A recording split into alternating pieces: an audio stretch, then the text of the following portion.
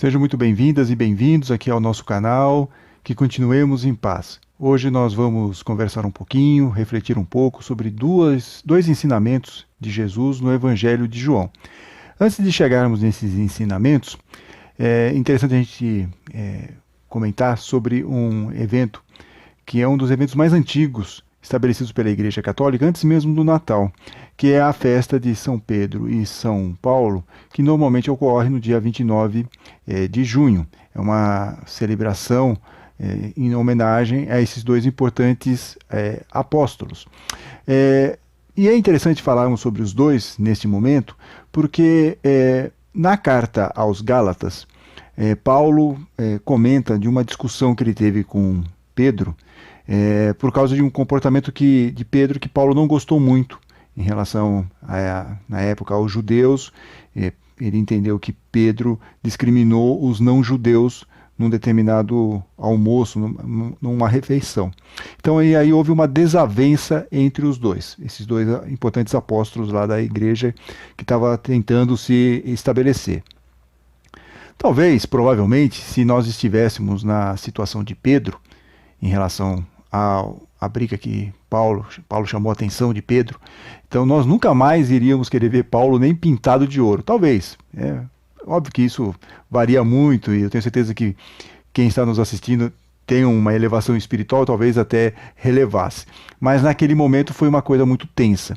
E às vezes, nós sabemos que acaba acontecendo, essas discussões, muitas vezes em nossas relações mais conturbadas, nós realmente ficamos com o pé atrás em relação a quem eventualmente tenha tido alguma discussão ou algum desentendimento conosco. Mas vejam que interessante. Tempos depois, essa questão de converter ou não cristãos pelo modo judaico, acabou indo parar em Jerusalém. Por quê? Porque havia uma discussão, Paulo defendia que qualquer pessoa podia se transformar em cristão. Não teria nenhuma empecilho.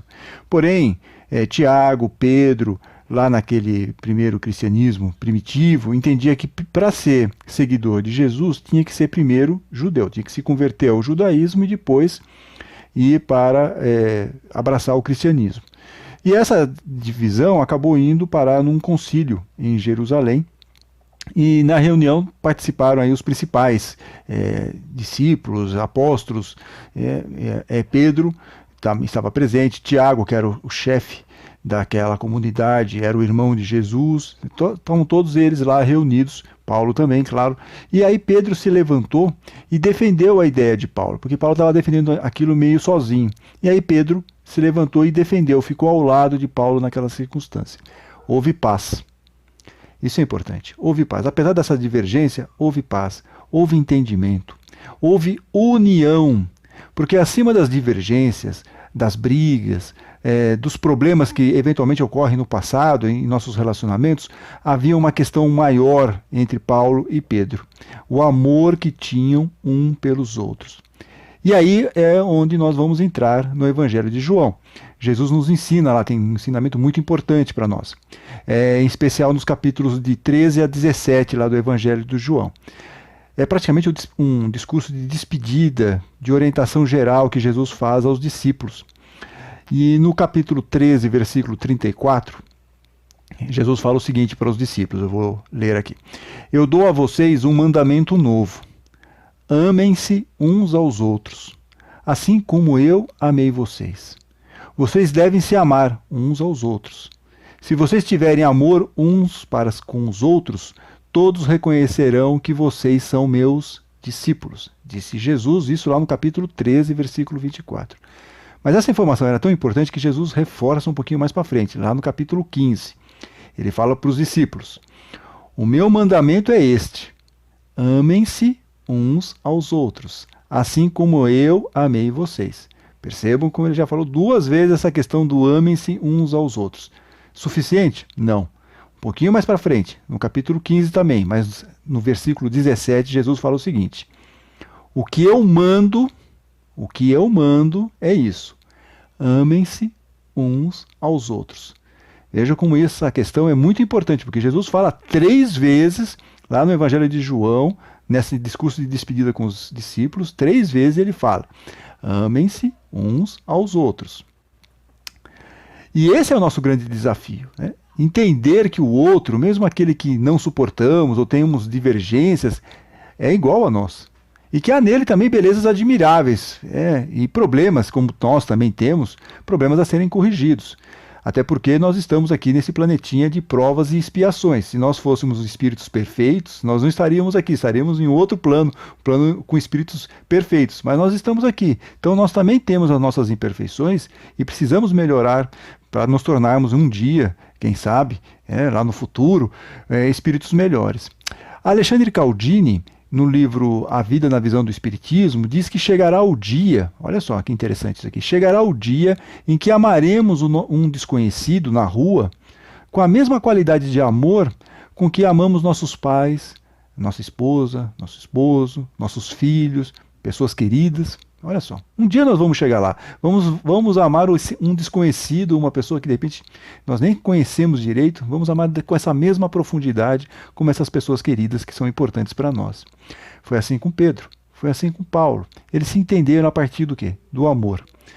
Não por acaso, Pedro, na primeira carta que é atribuída a ele, também está lá no Novo Testamento, diz no capítulo 4, cultivai o amor mútuo, com todo o ardor, porque o amor cobre uma multidão de pecados. Então, olha só, o começo dele. Cultivai o amor mútuo, amor entre todos, dentro daquela comunidade, com todo o ardor, com toda a força, porque o amor cobre uma multidão de pecados. Se nós formos fazer uma tradução disso para o Espiritismo, qual é a frase que podemos sintetizar que seria quase igual a essa que Pedro está nos dizendo? Fora da caridade não há salvação.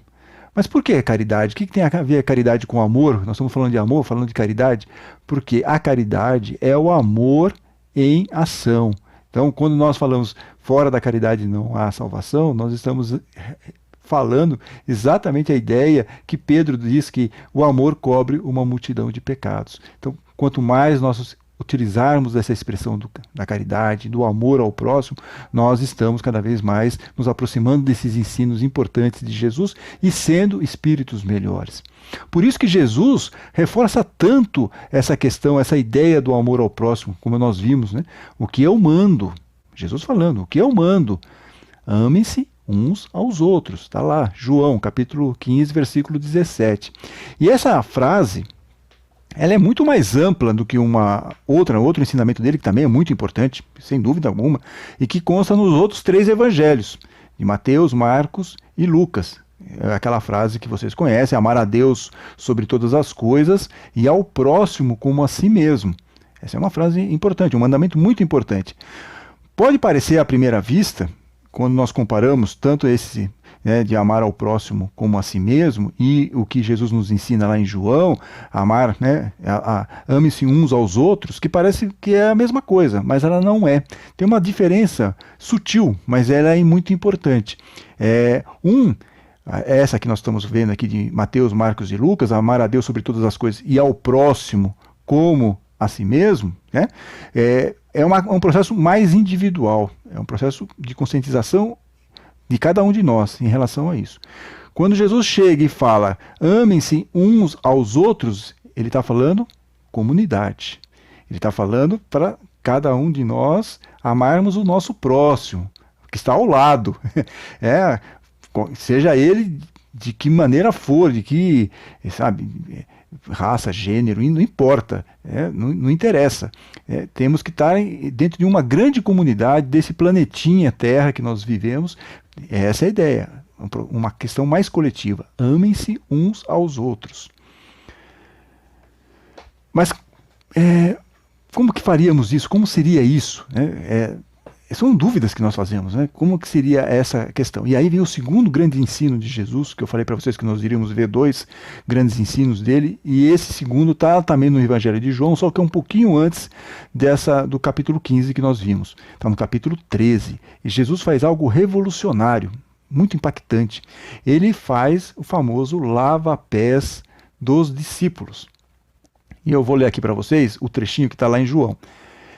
Depois de lavar os pés dos discípulos, Jesus vestiu o manto, sentou-se de novo e perguntou: Vocês compreenderam o que eu acabei de fazer? Ele tinha acabado de lavar os pés de cada um dos discípulos. Diz ainda aqui Jesus: vocês dizem que eu sou o mestre e o Senhor. E vocês têm razão, eu sou mesmo. Pois bem, eu, que sou o mestre e o Senhor, lavei os seus pés. Por isso vocês devem lavar os pés uns dos outros. E eu lhes dei um exemplo, disse Jesus. Vocês devem fazer a mesma coisa que eu fiz. Eu garanto a vocês, o servo não é maior do que o seu senhor, nem o mensageiro é maior do que aquele que o enviou. Se vocês compreenderam isso, disse Jesus aqui no finalzinho, serão felizes. Se vocês compreenderem isso, vocês serão felizes se o puserem em prática. Em prática. Por que é tão sensacional essa passagem? Por que é tão revolucionário? Claro, primeiro uma demonstração de amor. Isso está bem óbvio, essa ação do lava-pés. Até porque era uma ação que normalmente quem lavava os pés na época lá de Jesus era o escravo que estava lá tinha acabado de chegar, um estagiário de escravo, vamos chamar dessa maneira, só para vocês entenderem que estava lá no fim da cadeia da hierarquia, era quem lavava os pés, e Jesus foi e lavou os pés de cada um dos discípulos. Então, claro, temos uma questão do amor, temos, obviamente, uma questão da humildade em relação a esse trabalho, mas tem um outro ponto que é fundamental para nós. Igualdade. Igualdade. Porque todos nós somos filhos de Deus. E não podemos achar ou acreditar que somos melhores do que um outro irmão nosso, seja por causa da nossa raça, seja por causa do nosso gênero, seja por causa da nossa riqueza ou nossos bens materiais eventuais. Não, nada disso importa. Vamos lembrar aqui o que Jesus disse: eu que sou o mestre e o Senhor, lavei os seus pés, por isso vocês devem lavar os pés uns dos outros. Eu lhes dei um exemplo, vocês devem fazer a mesma coisa que eu fiz. Portanto, para amar uns aos outros, precisamos trabalhar com essa ideia fundamental da igualdade. José Carlos de Luca, outro autor espírita também, lá no livro Para o Dia Nascer Feliz, diz que o amor não se instala, e ele tem razão, não se instala de um momento para o outro, tem um curso a percorrer. Tudo começa, obviamente, por uma palavra-chave que nós já vimos numa exposição anterior, que é a questão da gentileza, não só em relação ao próximo, mas também em relação a nós mesmos. Gentileza é muito importante, gentileza é fundamental e é um passo para nós termos essa proximidade e entender essa questão da igualdade em relação ao outro. E até falamos aqui. O Braulio Bessa, que nós também mencionamos nessa exposição anterior, falando sobre a gentileza, ele tem uma outra poesia que nos dá uma outra chave para nos ajudar um pouco nessa questão de conseguirmos ver o outro com um igual. Temos essa relação de igualdade em relação ao nosso próximo. Ele tem uma poesia, e o Braulio Bessa, vocês sabem, ele faz poesias praticamente uma vez por semana, se eu não me engano, lá no programa da Fátima Bernardes na TV Globo. E ele fala justamente sobre isso. Ele fala sobre amor, que é óbvio, tá tudo certo, mas às vezes nós não conseguimos esse amor. O que nós teríamos que fazer então? O respeito ao outro. E ele diz, eu vou só falar um trechinho, depois convido todos vocês, tem aí no YouTube, tem nas redes sociais, essa poesia dele, que é em relação ao amor e respeito. Vale muito a pena ver, ouvi-lo na íntegra.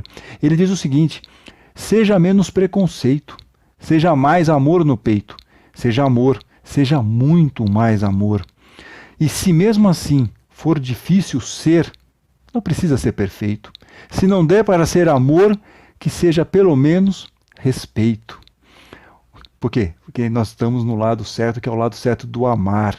Amar para respeitar, diz aqui o Braulio Bessa. Amar para tolerar. Amar para compreender que ninguém tem o dever de ser igual a você. Ninguém tem o dever de ser igual a você. Igualdade. Paulo nos dá dicas preciosas também lá no famoso hino ao amor. Como vocês sabem, está lá na primeira carta aos Coríntios, no capítulo 13. Ele fala muitas coisas em relação ao amor, que são exercícios que nós temos que pensar, refletir o tempo todo e praticar. Praticar muito, que é o que Jesus fala lá para nós. Vamos praticar. E ele fala o seguinte, Paulo: o amor é paciente, o amor é prestativo, o amor não é invejoso, não se ostenta, não se exibe, não se incha de orgulho, né? Paulo fala ainda o seguinte: o amor nada faz de inconveniente, não procura seu próprio interesse, não se irrita, não guarda rancor. Vamos lembrar lá, Pedro e Paulo? Não guarda rancor. Não se alegra com a injustiça. O amor não se alegra com a justiça. O amor se contenta com a verdade, tudo desculpa, claro, tudo crê, tudo espera, tudo suporta. O amor, diz Paulo, jamais passará. E das três coisas, tem três coisas que permanecem, diz Paulo, no finalzinho de tudo: a fé, a esperança e o amor. Mas a maior delas, qual que é? É o amor. Portanto, vamos aqui aproveitar esse momento para refletir sobre três pontos que eu imagino sejam assim fundamentais para nós nessa nossa conversa de hoje. Vamos nos lembrar de três pontos. O primeiro deles, o caso de Jesus lavando os pés dos discípulos. Vamos refletir um pouquinho sobre isso lá no capítulo 13, em João. Vamos ler novamente essa passagem que é muito bonita. Vamos nos lembrar, claro, do grande mandamento dele: amem-se uns aos outros. Vamos pensar sobre isso, essa ideia da igualdade, né?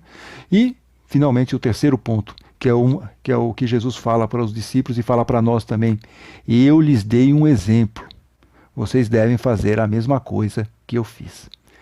Muita paz a todos, até a próxima oportunidade. Fiquem com Deus.